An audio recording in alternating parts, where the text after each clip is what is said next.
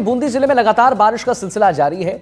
सोमवार से शुरू हुई बरसात मंगलवार तक थमने का नाम नहीं ले रही है। लगातार बारिश के चलते जिले भर में तापमान में करीब 10 डिग्री तक की गिरावट हो गई है।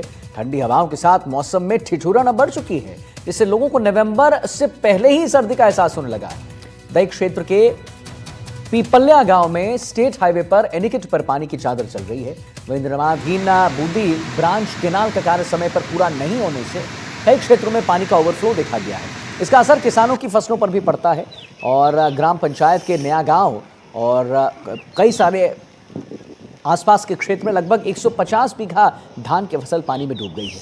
खेत जलमग्न होने से किसानों को भारी नुकसान का सामना करना पड़ रहा है। किसानों का कहना है कि नहर का निर्माण कार्य अधूरा छोड़ देने से पानी खेतों में घुस गया है। तो बारिश का सिलसिला जारी है। सोमवार से शुरू हुई बरसात मंगलवार तक थमने का नाम नहीं ले रही।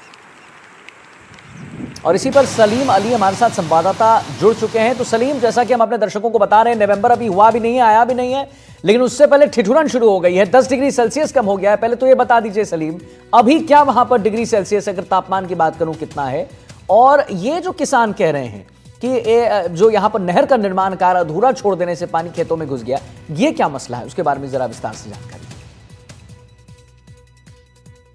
देखिए, मैं आपको बता दूं, पिछले 50 घंटों से जो बरसात का दौर जारी था वो आज जो है थम गया है। अब जो पारा है वो 28 डिग्री का रह गया है और जो सुबह का तड़काव का जो है पारा है वो ठिठुरन भरा हो गया है। लगातार जो है कह सकते हैं कि ठिठुरन बढ़ गई है। वहीं बूंदी के अंदर जो बरसात हुई उससे जो है बूंदी के लगभग 1 दर्जन से अधिक बांध जो नदी तालाब है वो उफान पर भी आ गए हैं। सबसे ज्यादा जो नुकसान हुआ है वो बूंदी के धान के जो कटोरा कहा जाता है, धान की फसल, उसको नुकसान यहाँ पर देखने को मिला है। बूंदी ब्रांच केनाल जो एक नहर है जो कोटा के चंबल नदी से बूंदी के किसानों को पानी देती है, उसका निर्माणाधीन हिस्सा है पूरी तरह से टूट गया है।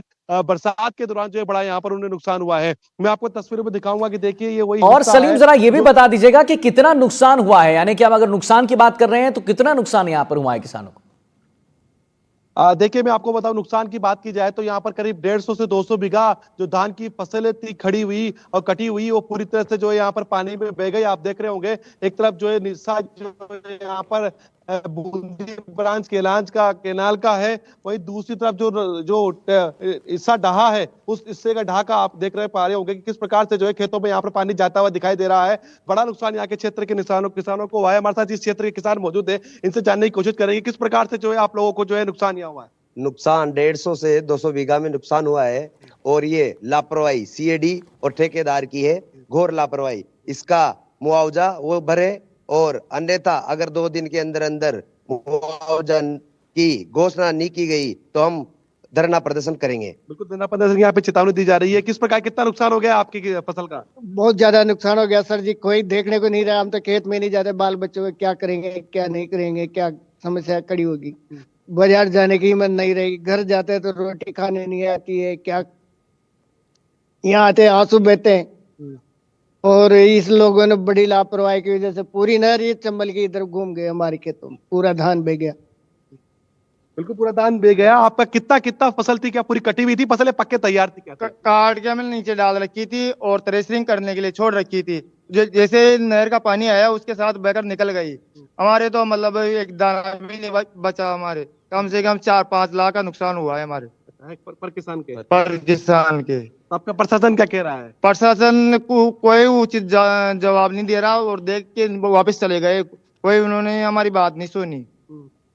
कल नहर के वो जयन वो भी आए थे, लेकिन वो यहाँ देख के वापस भाग गए। इन लोगों की जो मांगी थी उनको सुनकर वापस कोई जवाब नहीं दिया हमको।